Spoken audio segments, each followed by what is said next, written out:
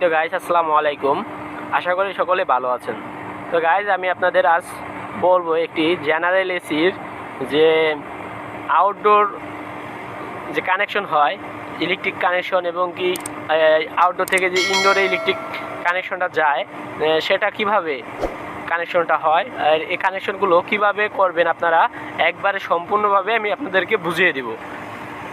তো গাইজ তো এটা কিন্তু একটি 220-র কম্প্রেসার, এটা কিন্তু 440 কম্প্রেসার না, এটি হচ্ছে একটা 220-র কম্প্রেসার। তো দেখতে পাচ্ছেন আমাদের কম্প্রেসারটা চলতেছে, তো চলাকালীন আমাদের কম্প্রেসারের গাটা অনেক ঘামাচ্ছে। তো এটা ঘামানো ভালো, যাতে করে কম্প্রেসারটা ওভারহিট না হয়ে যায়। তো এখানে দেখতে পাচ্ছেন আমাদের যে এখানে আমি আগে কানেকশনগুলো করা আছে, আমাদের এসিটা চলতেছে এখন। তা আমি আপনাদের জাস্ট কানেকশনটা বুঝাই দিব যে কীভাবে আপনারা কানেকশন করবেন। তো এখানে দেখুন, এটা নিচে কিন্তু লেখা আছে, প্রত্যেকটা এসির এরকম একটা নিচে স্টিকার লাগানো থাকবে। তো এখানে কিন্তু লেখা আছে পাওয়ার সাইড, ঠিক আছে, যে পাওয়ার, এই যে পাওয়ার সাইড এবং কি শুধু পাওয়ার লেখা আছে আর কি। আর এটা হচ্ছে হলো ইনডোর ইউনিট, ঠিক আছে। এটার তলে আর কি লেখা দেখবেন যে এক সাইডে হচ্ছে পাওয়ার সাইড আর এক সাইডে হচ্ছে ইনডোর ইউনিট। ওকে, তো পাওয়ার সাইডে আরও একটা বিষয় লেখা আছে, সেটা হচ্ছে এক প্রান্তে লেখা আছে এল। তো দেখুন ওই যে এল লেখা আছে, আর আরেক প্রান্তে লেখা আছে এন। তো গাইস আপনারা দেখতে পাচ্ছেন এই সাইডে কিন্তু এন লেখা আছে, আর তিনটা লেখা আছে ইনডোর ইউনিটের, লেখা আছে 1 2 3, পরের তিনটাতে লেখা আছে 1 2 3।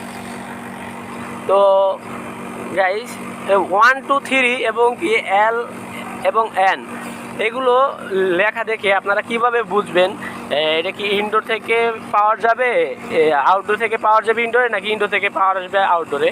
তো এগুলো বোঝার উপায় ইয়া হচ্ছে, তো এল হচ্ছে মানে কি আপনার ফেজ তারটা ঢুকবে এলে, ডাইরেক্ট সার্কিট ব্রেকার থেকে, আমি আবারও বলতেছি, ডাইরেক্ট সার্কিট ব্রেকার থেকে আসবে আপনার আউটডোরে, ঠিক আছে। আউটডোরে এসে যেটা ফেজ তার, এই লাল তারটা মানে ফেজ তার, সেটা হলো এলে বসবে, পাওয়ার সাইডের এলে বসবে। আবার অপর সাইডে যেখানে এন লেখা আছে, তো এন সাইডে বসবে নিউট্রাল। তো এখানে আমরা কিন্তু নিউট্রালও বসাই দিয়েছি, দেখতে পাচ্ছেন গাইস। তো এন সাইডে বসবে নিউট্রাল, আর 1 2 3, ওকে 1 2 3 এগুলো লেখা দেখে আপনারা কিভাবে বুঝবেন কোনটা ফেজ, কোনটা নিউট্রাল এবং কি কোনটা রিটার্ন লাইন, ঠিক আছে। এখানে কিন্তু ফেজ, নিউট্রাল, রিটার্ন লাইনটা বোঝাইছে। তো গাইস এখানে মূলত যে ফেজটা যাবে আমাদের ইনডোরের যে পাওয়ারের, ইনডোর যে পাওয়ারটা যাবে আর কি, যেমন ব্লোয়ার ফ্যান আছে, ভিতরে সুইং আছে এবং কি সার্কিটের পাওয়ার আছে। তো এগুলো পাওয়ার জন্য এবং কি সুইং মোটর এবং কি ব্লোয়ার ফ্যান ঘোরার জন্য অবশ্যই নিউট্রাল ফেজের ওইখানে প্রয়োজন হবে। যার কারণে আউটডোর থেকে কিন্তু একটি ফেজ, দেখেন এখান থেকে কিন্তু আউটডোর হয়ে একটি ফেজ গেছে ইনডোরে কীভাবে লাইনটা গিয়েছে, ইনডোরে লাইনটা গেছে এখানে যে দুটো তার দেখতেছেন আউটডোরের, এই যে এখানে কিন্তু দুটো তার আছে, ঠিক আছে। এই দুটো তার হয়ে একটা তার চলে গেছে ওই ফিউজে, ওখানে একটা ফিউজ আছে দেখেন, এই ফিউজে লাইনটা গেছে। ওকে, এই ফিউজ থেকে লাইন হয়ে আসছে আপনার গিয়ে হচ্ছে এই যে আমাদের ওয়ানে, ইনডোর ইউনিটের সাইডের ওয়ানে আসছে, ঠিক আছে। এই যে আমি দেখাচ্ছি গাইস, তো এখানে দেখতে পাচ্ছেন এখানে কিন্তু আমি ওয়ানে চলে আসছে। তো এখানে ওয়ান হয়ে মানে ফিউজ হয়ে পরে আসছে ইনডোরে গেছে, ঠিক আছে, যাতে করে যদি কোনো রকম ফল্ট হয় ইনডোরে, যাতে করে ফিউজটা কেটে যায়, ভিতরে যে ফিউজটা আছে ফিউজটা যাতে কেটে যায়। এবং কি নিউট্রালটা কিন্তু এখানে দেখুন ইউ করে এদিক দিয়ে খালি ঘুরাই দিয়েছে, নিউট্রালটা ইউ করে এদিক দিয়ে খালি ঘুরিয়ে দিয়েছে, নিউট্রালটা ঘুরিয়ে চলে গেছে আমাদের ইনডোর ইউনিটে। ওকে, তো নিউট্রালটা কিন্তু ফিউজ কানেকশন এগুলো থাকে না, ঠিক আছে, নিউট্রালে এরকম ফিউজ কানেকশন থাকে না। তো এখানে নিউট্রালটা খালি ঘুরাই দিয়ে নিউট্রালে আমাদের ইনডোরের সার্কিটে লাইন চলে গিয়েছে। আর ওইখান থেকে ইনডোরের যে একটা রিলে থাকে, তো রিলেটা হচ্ছে রিটার্ন লাইনের কাজ করে।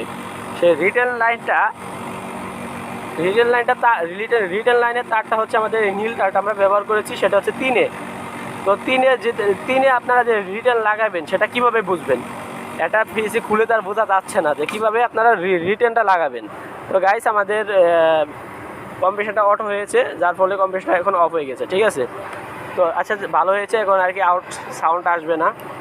তো গাইস রিটার্ন লাইনটা বুঝবেন হচ্ছে এখানে দেখুন, এটা কিন্তু আমাদের একটা ম্যাগনেটিক কন্ট্যাক্টর, এটা কিন্তু আমাদের একটা ম্যাগনেটিক কন্ট্যাক্টর, এটা একটা মডেল আর কি, এই মডেলের ম্যাগনেটিক কন্ট্যাক্টর হয়। এটা আপনারা অনেকে ক্যাপাসিটার ভাবতে পারেন, কিন্তু এটা ক্যাপাসিটার না, ক্যাপাসিটার হচ্ছে ওই সাইডেটা, ওই সাইডেটা হচ্ছে ক্যাপাসিটার,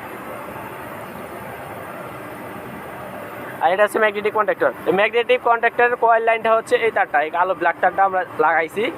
এটা হচ্ছে এই তারটা হচ্ছে ব্ল্যাক তারটা হচ্ছে কয়েল লাইনের একটা অংশ, এক প্রান্ত, ঠিক আছে, এটা কয়েল লাইন। আর এটা হচ্ছে নিউট্রালের এই সাইডের কয়েল লাইন, এই যে 9,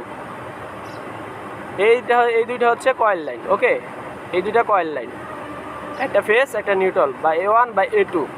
এখানে কিন্তু 9, 6, 5, 1, 4 এরকম দিয়ে আর কি এরা দেখায়, কিন্তু গাইস এটা হচ্ছে কয়েল লাইনের নিউট্রাল পাওয়ার এবং কি ফেস পাওয়ারটা এটা। ওকে, আর রিটার্ন লাইনটা কিন্তু রিটার্ন লাইনটা আসছে আমাদের, এই রিটার্ন লাইনটা হয়ে যখন এই কন্ট্যাক্টে আমাদের এখানে পাওয়ার আসে, সেক্ষেত্রে কন্ট্যাক্টটা ধরে, কন্ট্যাক্টটা ধরার পর আমাদের কম্প্রেসারে পাওয়ার চলে যায়।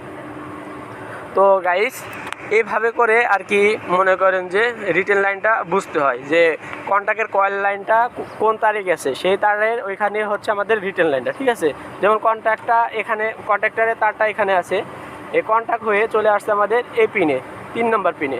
তো 3 নম্বর পিনে যেহেতু কন্ট্যাক্টের কয়েল হয়ে এই পাশে আসছে, তার মানে এটাই আমাদের কয়েল লাইন। ওকে, আপনারা আবার ভাবতে পারেন যে এই নিউট্রালের এই তারটাও তো আসছে আমাদের এইখানে, মানে কয়েল হয়ে যে নিউট্রালের তারটাও তো এখানে আসছে, তো আমরা এখানে কেন রিটার্ন লাগাইলাম না। কিন্তু সেক্ষেত্রে আপনারা বুঝে নেবেন যে বোঝার যে উপায়টা, সেটা হচ্ছে দেখুন, এখানে যদিও আপনাদের যে কয়েল কন্ট্যাক্টের তারটা এখানে আসছে, সেক্ষেত্রে কিন্তু এখানে দেখুন, এখানে কিন্তু নিউট্রালটা ঘুরিয়ে এখানকার NS প্রান্তের সাথে ইউ করে লাগাই দেওয়া, এখানে নিউট্রালটা ইউ করে কিন্তু লাগাই দেওয়া আছে, পরে কিন্তু আপনাদের কন্ট্যাক্টের লাইনটা গেছে ওইখানে, কিন্তু কন্ট্যাক্টের লাইনটা কিন্তু পরে গেছে। তো গাইস, তো এই কারণে আর কি, আর এখানে কিন্তু নিউট্রাল নাই, ডাইরেক্ট কিন্তু কয়েল থেকে এখানে আসছে পিনটা, পরবর্তীতে এখানে আমরা রিটার্ন হিসেবে ব্যবহার করছি। তো এইভাবেই আর কি ওয়ারিংগুলো বুঝে নিতে হয়। তো এক এসিতে এক প্রোগ্রামিংয়ের ওয়ারিং করা হয়। তো এগুলো আপনারা এরকম আমি যেভাবে আপনাদের বুঝাই দিলাম, যদি আমার ভিডিওটি সম্পূর্ণ দেখে থাকেন বা না টেনে দেখে থাকেন, তাহলে অবশ্যই বুঝতে পারবেন।